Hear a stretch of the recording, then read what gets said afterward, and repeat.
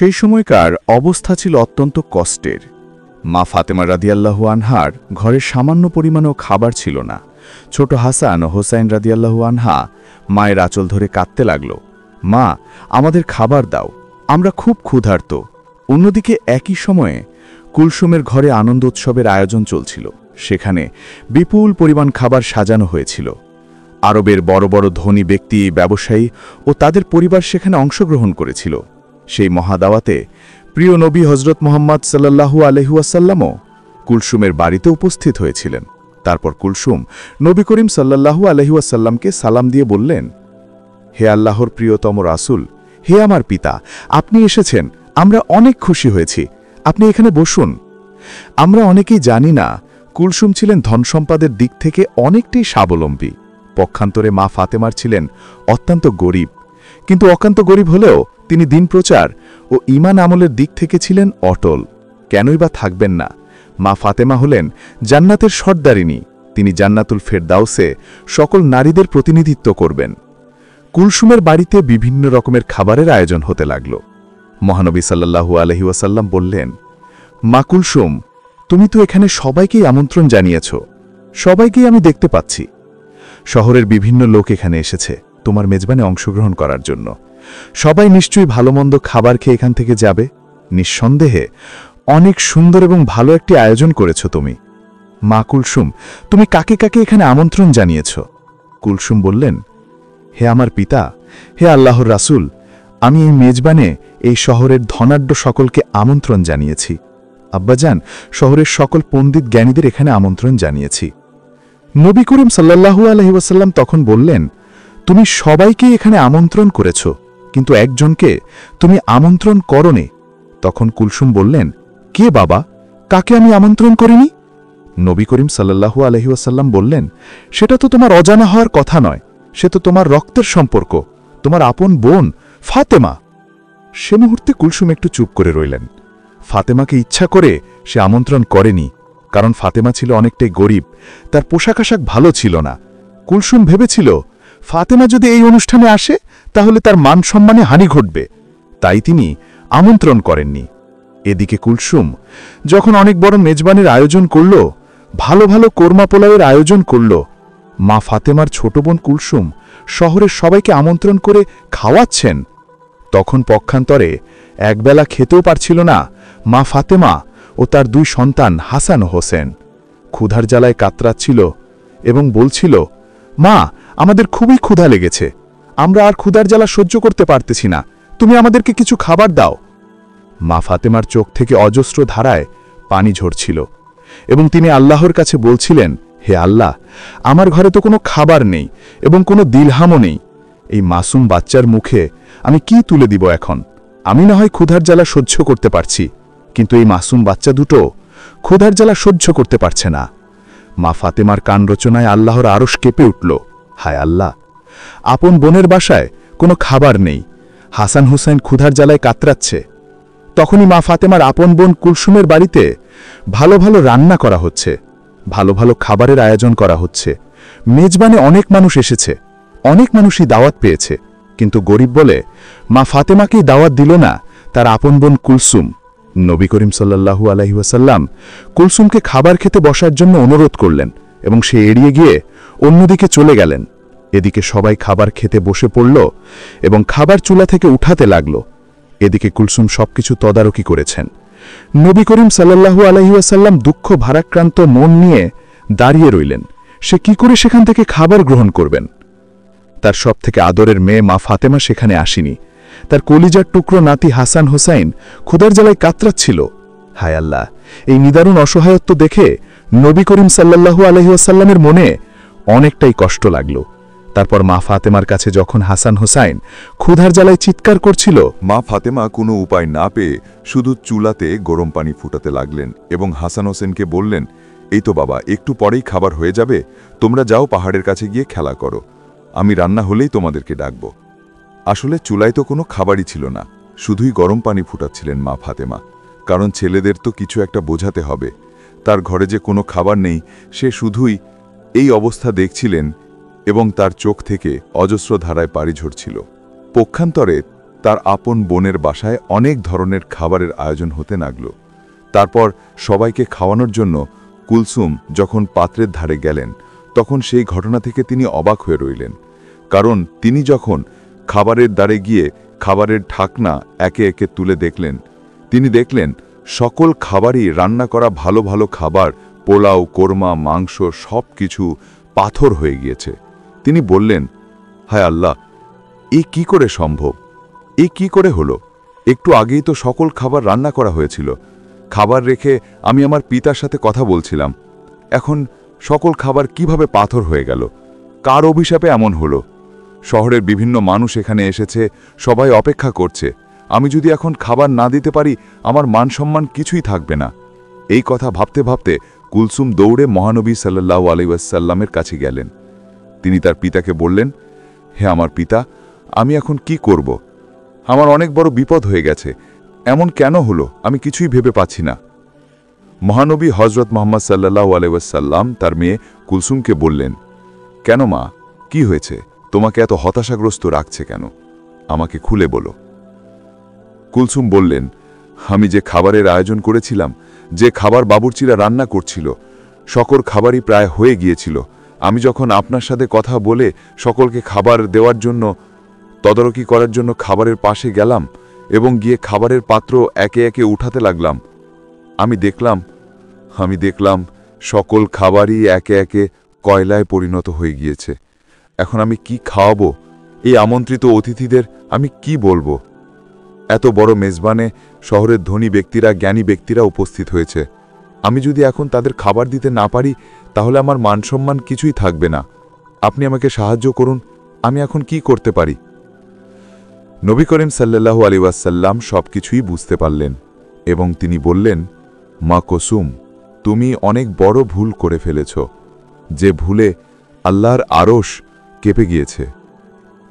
আল্লাহ তাআলা তোমার প্রতি অনেকটাই নারাজ হয়েছেন, আর এজন্যই তিনি নারাজ হয়েছেন তুমি তোমার আপন বোন ফাতেমাকে গরিব বলে এই মেজবানে আমন্ত্রণ করনি। সে দিন আনে দিন খায়। তার মাসুম দুই বাচ্চা হাসান হোসেন ভালো মন্দ খাবার তো দূরের কথা, ঠিকমতো দুবেলা পেট ভরে খেতেও পারে না। অথচ আপন বোন, তুমি তোমার আপন বোন এবং তার ছেলেদের আমন্ত্রণ করনি। শহরের সকল মানুষকে তুমি আমন্ত্রণ করেছ, আর সে গরিব বলে, ভালো পোশাক আশাক নেই বলে তুমি তাদের আমন্ত্রণ করনি। সে মনে অনেকটাই কষ্ট পেয়েছে। তার মাসুম বাচ্চারা ক্ষুধার জ্বালায় কাতরাচ্ছে। এই ঘটনা আল্লাহর আরশে পৌঁছে গিয়েছে। আল্লাহ তোমার উপর নারাজ হয়েছেন, তাই তোমার সকল খাবারই সে কয়লায় পরিণত করে দিয়েছেন। তারপর কুলসুম বলেন, হায় আল্লাহ, আমি এতটা ভাবিনি। হে আল্লাহ, নবী, আপনি কিছু একটা করুন, এর সমাধান দিন। নবী করিম সাল্লাল্লাহু আলাইহি ওয়াসাল্লাম বললেন, এর উপায় একমাত্র মা ফাতেমার কাছেই আছে। তিনিই পারেন সকল সমস্যার সমাধান করতে। নিশ্চয়ই তার ইচ্ছায় আল্লাহ রাব্বুল আলামিন এই সমস্যার সমাধান করে দিতে পারেন। তখন কুলসুম দৌড়াতে দৌড়াতে মা ফাতেমার বাড়িতে পৌঁছে গেলেন। সেখানে গিয়ে মা ফাতেমাকে ডাক দিলেন। মা ফাতেমা বাড়ি থেকে বের হয়ে আসলেন এবং বললেন, হে আমার বোন, তোমাকে এতটা হতাশাগ্রস্ত দেখাচ্ছে কেন? এই অসময়ে আমার বাড়িতে কেন? আজ তোমার বাড়িতে অনেক বড় খাবারের আয়োজন, অনেক বড় মেজবানের আয়োজন করেছি। তুমি? কুলসুম কান্না করে বললেন, হে আমার বোন, আমাকে তুমি ক্ষমা করে দাও। আমার মেজবানে আমি সকলকে আমন্ত্রণ করেছি, তোমাকে আমি আমন্ত্রণ করিনি। আমি অনেক বড় ভুল করে ফেলেছি। মা ফাতেমা বললেন, না না, ঠিক আছে, আমি নিতান্তই গরিব মানুষ। শহরের ধনী মানুষেরা তোমার আমন্ত্রণে এসেছে। আমি ওখানে গেলে তোমার মানসম্মানের হানি হতে পারে, এটা আমি বুঝতে পেরেছি। তোমার উপর আমার কোনো রাগ নেই। তখন কুলসুম বলেন, এখন এইসব কথা বলার সময় নেই। তুমি আমাকে ক্ষমা করে দিও, আমি তোমাকে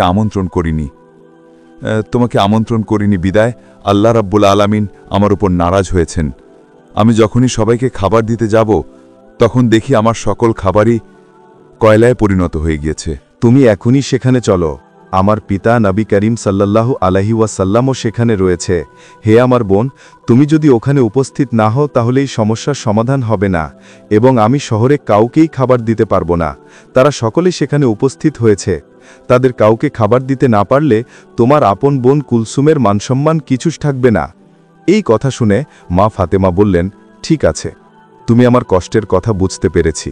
তুমি হতাশ হও না, চলো দেখি কি করা যায়। আবুল হাসানকে নিয়ে কুলসুমের বাড়ির দিকে রওনা করেন। তারপর কুলসুমের বাড়িতে গিয়ে মা ফাতেমা দেখলেন নবী করিম সাল্লাল্লাহু আলাইহি ওয়াসাল্লাম মেজবানের সকলের সামনে মা ফাতেমার অপেক্ষায় উপস্থিত রয়েছেন। মা ফাতেমা সেখানে গিয়ে আল্লাহর নবীকে সালাম দিয়ে বললেন, হে আমার পিতা, আমার সালাম গ্রহণ করুন। মহানবী হজরত মুহাম্মদ সাল্লাল্লাহু আলাইহি ওয়াসাল্লাম মা ফাতেমার সালামের উত্তর দিয়ে বললেন, মা ফাতেমা, তুমি এসেছ? আমি তোমারই অপেক্ষায় ছিলাম। মা ফাতেমা বললেন, হ্যাঁ বাবা, আমি এসেছি। কুলসুম আমার বাড়িতে গিয়েছিল আমাকে ডাকতে, ওই আমাকে নিয়ে আসলো। নবী করিম সাল্লাল্লাহু আলাইহি ওয়াসাল্লাম বললেন, হ্যাঁ, তোমার বোনের অনেক বড় বিপদ, সে অনেক বড় একটি ভুল করে ফেলেছে। আমি নিজেও জানি তার এই কাজটি করা ঠিক হয়নি। মহান আল্লাহ রব্বুল আলামিন তোমার কষ্টে তিনিও ব্যথিত হয়েছেন। তোমার বোন কুলসুম একটি বড় ভুল করে ফেলেছে। সে তোমাকে আমন্ত্রণ করেননি, সে অহংকারে বসে একটি পাপ করে ফেলেছে। আল্লাহ রাব্বুল আলামিন তোমার এই কষ্ট দেখে তিনিও নারাজ হয়েছেন। আজকের এই মেজবানে শহরের গণ্যমান্য ব্যক্তিরা উপস্থিত হয়েছে। তোমার বোনের এখানে আজকে দুপুরে তারা আহার গ্রহণ করবে, কিন্তু তারা কি করে খাবে? মেজবানের জন্য যে সকল খাবার রান্না করা হয়েছিল সেই সকল খাবার কয়লায় পরিণত হয়ে গিয়েছে। এ কথা শুনে মা ফাতেমা অবাক হয়ে বললেন, আমি তো আমার বোনকে কখনোই অভিশাপ দেইনি, এমনটি কেন হলো? মহানবী হজরত মুহাম্মদ সাল্লাল্লাহু আলাইহি ওয়াসাল্লাম বলেন, মা ফাতেমা, তুমি অভিশাপ দাওনি, অভিশাপের প্রয়োজন পড়েনি, কিন্তু হাসান হোসেনের ক্ষুধার যন্ত্রণা মা হিসেবে তোমার আহাজারি আল্লাহ রাব্বুল আলামিনের আরশকেও কাঁপিয়ে দিয়েছে। তাই এই মেজবানে যে সকল খাবার রান্না করা হয়েছিল তার হুকুমে সবকিছুই কয়লায় পরিণত হয়ে গেছে। এখন তোমার বোন চিন্তায় পড়ে গিয়েছে যে এত সব আমন্ত্রিত অতিথিদের যদি সে খাবার দিতে না পারে তাহলে তার মানসম্মান কিছুই থাকবে না। মা ফাতেমা বললেন, হে আল্লাহর প্রিয়তম রসুল, হে আমার পিতা, আমার এখন কি করণীয় রয়েছে? নবী করিম সাল্লাল্লাহু আলাইহি ওয়াসাল্লাম বললেন, তুমি যদি মন থেকে একজনকে ক্ষমা করো এবং আল্লাহর দরবারে দোয়া করো তাহলে হয়তো আল্লাহ তাআলা সব সমাধান করে দিবেন। তখন মা ফাতেমা বললেন, ঠিক আছে বাবা, আমি যাচ্ছি। এই বলে মা ফাতেমা যেখানে খাবার রান্না করা হয়েছিল, যেখানে খাবার কয়লায় পরিণত হয়ে গিয়েছিল, কুলসুমকে নিয়ে সেই জায়গায় গেলেন। আল্লাহর নাম নিয়ে কাপড় দিয়ে মা ফাতেমা সকল খাবারের পাত্র কাপড় দিয়ে ঢেকে দিলেন। আল্লাহর দরবারে দোয়া করলেন এবং কুলসুমকে বললেন, তুমি কাপড় তুলো খাবারের উপর থেকে। খাবারের উপর থেকে যখন কাপড় সরালেন তখন দেখলেন কয়লায় পরিণত হওয়া খাবার আগের অবস্থায় ফিরে এসেছে। কুলসুম আল্লাহর দরবারে শুকরিয়া আদায় করলেন, মা ফাতেমাও আল্লাহর দরবারে শুকরিয়া আদায় করলেন। কিছুদিন ধরে মা ফাতেমা অত্যন্ত অসুস্থ ছিলেন। সে বিছানা থেকে ঠিকমতো উঠতে পারছিল না। অন্যদিকে বাড়িতে 3 দিন যাবৎ কোনো খাবার ছিল না। খাবার না পেয়ে না খাওয়ার কারণে মা ফাতেমা অসুস্থ, তাইও দুর্বল হয়ে পড়লেন। শেরে খোদা হযরত আলী রাদিয়াল্লাহু তাআলা আনহুর হাতে তখন কোনো অর্থকড়িও ছিল না, যার মাধ্যমে তিনি খাবার ক্রয় করে আনতে পারেন। 3 দিন অতিবাহিত হওয়ার পর হযরত ফাতেমা রাদিয়াল্লাহু তাআলা আনহা হযরত আলী রাদিয়াল্লাহু তাআলা আনহুর হাতে একটি কাপড় দিয়ে বললেন, হে আমার প্রিয় স্বামী, আপনার হয়তো মনে আছে আব্বাজান হযরত মুহাম্মদ সাল্লাল্লাহু আলাইহি ওয়াসাল্লাম আমাদের বিয়ের সময় এই কাপড়টি হাদিয়া স্বরূপ দিয়েছিলেন। এটি অত্যন্ত বরকতময় একটি কাপড়। আমার মনে চাচ্ছে না যে এই কাপড়টি আমি বিক্রি করে দেই। তারপরেও যেহেতু আমাদের ঘরে আজ 3 দিন যাবৎ কোনো খাবার নেই, তাই আমি এই বরকতময় কাপড়টি আপনাকে দিচ্ছি। আপনি এই কাপড়টি বাজারে বিক্রি করে এর মূল্য দিয়ে কিছু খাবার খরিদ করে নিয়ে আসে। হযরত আলী রাদিয়াল্লাহু তাআলা আনহু ফাতেমা রাদিয়াল্লাহু তাআলা আনহার কাছ থেকে সেই কাপড়টি নিয়ে রওনা করেন। যখনই তিনি বাজারের দিকে পৌঁছালেন এবং সেটি বিক্রি করার জন্য অনেক ক্রেতাকে দেখালেন, কিন্তু কাপড়টি অত্যন্ত পুরাতন হওয়ায় সেটি ক্রয় করার জন্য কোনো ক্রেতা আগ্রহ দেখাচ্ছিল না। এ কারণে হযরত আলী রাদিয়াল্লাহু তাআলা আনহু অনেক নিরাশ হয়ে পড়লেন। তখন তিনি আল্লাহ রব্বুল আলামিনের দরবারে ফরিয়াদ করলেন, হে আল্লাহ রব্বুল আলামিন, এই কাপড়টি অত্যন্ত পুরাতন হওয়ায় কোনো ক্রেতা আগ্রহ দেখাচ্ছে না। আজ 3 দিন যাবৎ হযরত মুহাম্মদ সাল্লাল্লাহু আলাইহি ওয়াসাল্লামের মেয়ে ফাতেমা রাদিয়াল্লাহু তাআলা আনহা এবং হাসান ও হুসাইন না খেয়ে আছে। হে আল্লাহ রাব্বুল আলামিন, আজকে যদি আমি কাপড়টি বাজারে বিক্রি করে এর মূল্য দিয়ে খাবার কিনে না নিয়ে যেতে পারি, তাহলে আজকেও তারা না খেয়ে থাকবে। আপনি এই কাপড়টি বিক্রির জন্য একজন ক্রেতার ব্যবস্থা করে দিন। শেরে খোদা হজরত আলী রাদিয়াল্লাহু তাআলা আনহু এই দুয়ার পরেই একজন ক্রেতার আগমন ঘটালেন এবং সে প্রশ্ন করল, আলী, তুমি কি কাপড়টি বিক্রি করতে চাও? তখন হজরত আলী বললেন, জনাব, আমি তো এই কাপড়টি বিক্রি করার জন্য বাজারে নিয়ে এসেছি। তখন লোকটি বলল, কি পরিমাণ অর্থ দিলে তুমি এই কাপড়টি বিক্রি করবে? শেরে খোদা হজরত আলী জানতেন এই কাপড়টি অনেক পুরাতন, এর মূল্য সর্বোচ্চ 1 দিরহাম বা 2 দিরহাম হতে পারে। তাই তিনি কোনো দাম না চেয়ে বললেন, জনাব, আপনার যা মর্জি তাই প্রদান করুন, আমি নিজ থেকে কাপড়টির কোনো দাম চাচ্ছি না। তখন সেই ক্রেতা বলল, আমি 6 দিরহাম দিয়ে এই কাপড়টি ক্রয় করতে চাই, তুমি কি বিক্রি করতে রাজি আছো? তখন আলী রাদিয়াল্লাহু তাআলা আনহু অত্যন্ত খুশি হয়ে রাজি হয়ে গেলেন এবং বললেন, জনাব, আপনি আমাকে 6 দিরহাম দিয়ে এই কাপড়টি ক্রয় করতে পারেন। অতঃপর ক্রেতা হজরত আলী রাদিয়াল্লাহু তাআলা আনহুকে 6 দিরহাম দিল এবং হজরত আলী রাদিয়াল্লাহু তাআলা আনহু ক্রেতার কাছ থেকে 6 দিরহাম পেয়ে কাপড়টি হস্তান্তর করলেন। ওইদিকে আল্লাহ রাব্বুল আলামিনের একটা দল ফেরেশতা অন্য আরেক দল ফেরেশতাদেরকে বলতে লাগল, নবী করিম সাল্লাল্লাহু আলাইহি ওয়াসাল্লামের সাহাবীগণ অত্যন্ত দানশীল, তারা সুখে দুঃখে সব অবস্থাতেই দান করে থাকে। তখন রাস্তা দিয়ে অন্য আরেক দল ফেরেশতা বলল, আল্লাহর নবীর সাহাবীরা দান করে এটা ঠিক কথা, কিন্তু তারা সুখে দুঃখে সব অবস্থাতেই দান করে না। যদি তাদের হাতে কোনো কিছু থাকে তবেই তারা দান করে, এবং তাদের হাতে থাকা জিনিসটির প্রয়োজন যদি তাদের নিজেদেরই থাকে তাহলে তারা সেটা দান করে না। ফেরেশতাদের এই ঝগড়া সমাধান করতে আল্লাহ রাব্বুল আলামিন তাদেরকে বলতেন, হে আমার ফেরেশতারা, তোমরা পরস্পরের মধ্যে ঝগড়া করিও না। উক্ত বিষয়ে সমাধান করিবার লক্ষ্যে তোমরা শেরে খোদা হজরত আলীর কাছে চলে যাও। সে 6 দিরহাম দিয়ে একটি কাপড় বিক্রি করেছে, আর সেই 6 দিরহাম তার অত্যন্ত প্রয়োজন। তোমরা আলীর কাছে গিয়ে সেই 6 দিরহাম চাও, দেখো সে তোমাদেরকে দেয় কিনা, আর এর মাধ্যমে তোমাদের ঝগড়ার সমাধানও হয়ে যাবে। আল্লাহ রাব্বুল আলামিনের পক্ষ থেকে এই নির্দেশ লাভের পর একজন ফেরেশতা ফকির বেশে হজরত আলী রাদিয়াল্লাহু তাআলা আনহুর নিকট আগমন করলেন। হজরত আলী রাদিয়াল্লাহু তাআলা আনহু সেই 6 দিরহাম দিয়ে খাবার ক্রয় করতে যাচ্ছিলেন। ইতিমধ্যে সেই ফকির বেশধারী ফেরেশতা তাকে বললেন, হে আল্লাহর বান্দা, আজ কয়েকদিন যাবৎ আমি না খেয়ে আছি। দীর্ঘদিন না খেয়ে থাকার কারণে আমার শরীরে নাড়াচড়া করার মতো সামান্যতম শক্তি নেই। আমি আল্লাহর ওয়াস্তে তোমার কাছে ফরিয়াদ করছি, যদি তোমার নিকট কোনো অর্থকড়ি থাকে দয়া করে আমাকে সেগুলো দান করো, যাতে আমি সেই অর্থ দিয়ে আমি খাবার ক্রয় করতে পারি এবং আমার ক্ষুধার জ্বালা নিবারণ করতে পারি। ফকিরের মুখে এইসব কথা শুনে হজরত আলী রাদিয়াল্লাহু তাআলা আনহু ভাবতে লাগলেন, হে আল্লাহ, আজ 3 দিন যাবৎ আমার স্ত্রী ও সন্তান না খেয়ে আছে। 3 দিন পরে আমার স্ত্রী ফাতেমা আমাকে একটি কাপড় বিক্রি করতে দিলেন। কথা ছিল কাপড় বিক্রি করে সে অর্থ দিয়ে আমি তাদের জন্য খাবার ক্রয় করে নিয়ে যাব, কিন্তু আল্লাহর এক অসহায় বান্দা আমার কাছে ভিক্ষা প্রার্থনা করছে। এখন আমি কি করব? আমি আমার স্ত্রী ও সন্তানদের জন্য খাবার ক্রয় করে নিয়ে যাব, নাকি এই অর্থগুলো ভিক্ষুককে দান করে দিব? সর্বশেষে তিনি সিদ্ধান্ত নিলেন যে এই অর্থগুলো ভিক্ষুককে দান করে দিবেন। অতঃপর তিনি মনে মনে ভাবতে লাগলেন, আল্লাহই আমার উত্তম অভিভাবক, এই ভিক্ষুককে আমি এই 6 দিরহাম দান করে দেই।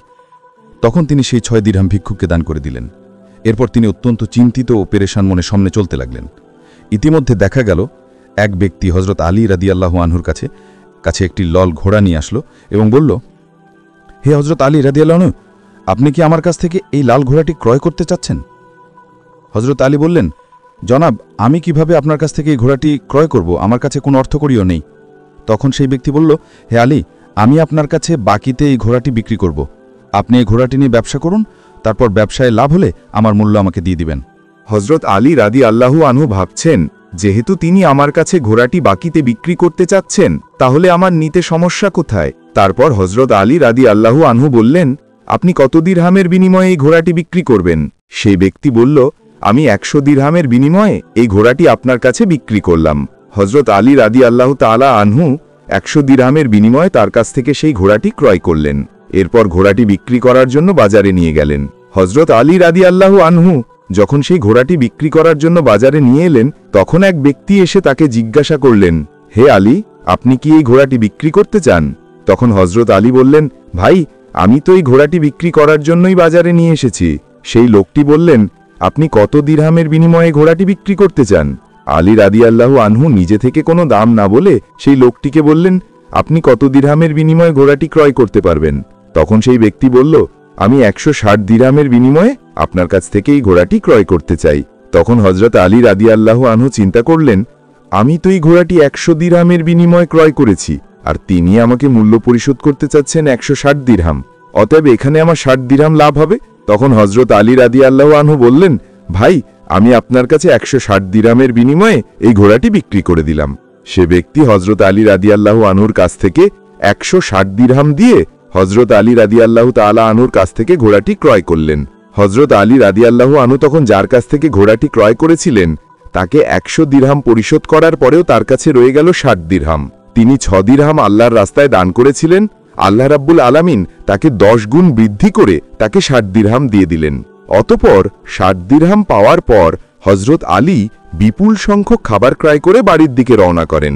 যখন তিনি বিপুল সংখ্যক খাবার নিয়ে বাড়িতে আসলেন তখন তাতে হযরত ফাতেমা রাদিয়াল্লাহু তাআলা আনহা বললেন, হে আলী, আমি তোমাকে যে কাপড়টি বিক্রি করতে দিয়েছিলাম সেই কাপড়ের মূল্য দিয়ে তো এতগুলো খাবার ক্রয় করা সম্ভব নয়। তাহলে তুমি এই পরিমাণ খাবার ক্রয় করার জন্য অর্থ কোথায় পেলে? তুমি আমাকে আগে এই কথা বলো, তারপর তুমি আমার বাড়িতে প্রবেশ করতে পারবে। হযরত আলী রাদিয়াল্লাহু তাআলা আনহু বললেন, ফাতেমা, আগে আমি বাড়িতে প্রবেশ করি, তারপর না হয় আমি তোমাকে প্রকৃত ঘটনাটি খুলে বলবো। তখন তার স্ত্রী ফাতেমা বললেন, আগে আপনি প্রকৃত ঘটনা খুলে বলুন, তারপর বাড়িতে প্রবেশ করতে পারবেন। হযরত আলী রাদিয়াল্লাহু তাআলা আনহু বললেন, ফাতেমা, তুমি তো ভালো করেই জানো যে তোমার স্বামী হযরত আলী কোনোদিনই অবৈধভাবে অর্থ উপার্জন করবে না। আমি যে উপায়ে এই অর্থ উপার্জন করেছি তা সম্পূর্ণ বৈধ একটি পন্থা।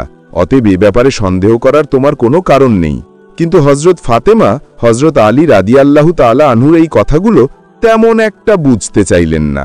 হযরত আলী ও হযরত ফাতেমা রাদিয়াল্লাহু তাআলা আনহুর মাঝে এই ঘটনা হওয়ার কিছুদিন পরে হুজুরে আকরাম ফাতেমাকে ডেকে তার দরবারে নিয়ে গেলেন এবং বললেন, হে ফাতেমা, তুমি শোনো, তুমি কিছুদিন আগে তোমার স্বামীকে একটি কাপড় বিক্রি করার জন্য দিয়েছিলে।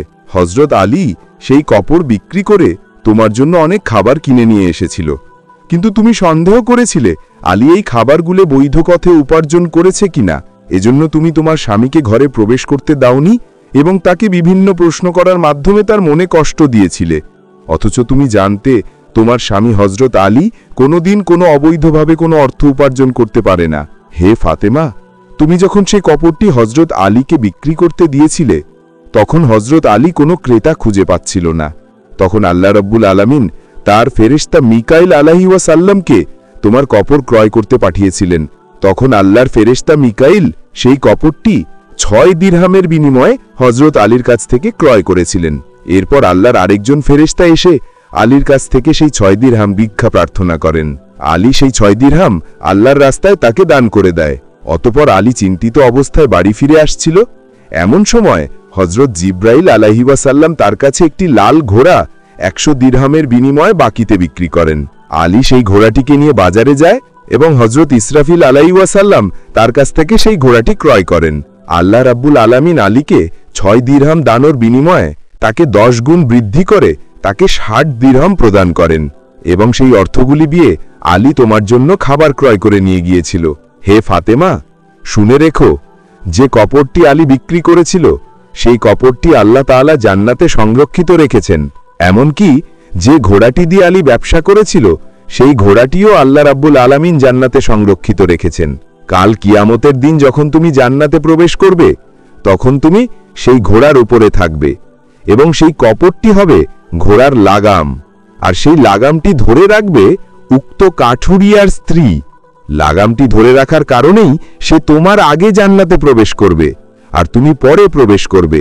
কাঠুরিয়ার স্ত্রীর অতুলনীয় স্বামী ভক্তি হল তারই মর্যাদা প্রাপ্তির একমাত্র কারণ। সুবহানাল্লাহ, আমিন। আল্লাহ পাক আমাদেরকে যেভাবে চললে আপনি খুশি থাকেন সেভাবে চলার মতো তৌফিক দান করুন। প্রিয় দর্শক, আমাদের ভিডিওটি যদি আপনার কাছে ভালো লেগে থাকে তাহলে একবার চ্যানেলটা সাবস্ক্রাইব করার অনুরোধ রইল। আশা করি সবাই সাবস্ক্রাইব করবেন এবং খুশি মনে একটা লাইক দেবেন ভিডিওতে। আর আপনারা কি আরো এমন ভিডিও চান কিনা অথবা কেমন ভিডিও চান তা কমেন্টে অবশ্যই জানাবেন ইনশাআল্লাহ। আসসালামু আলাইকুম।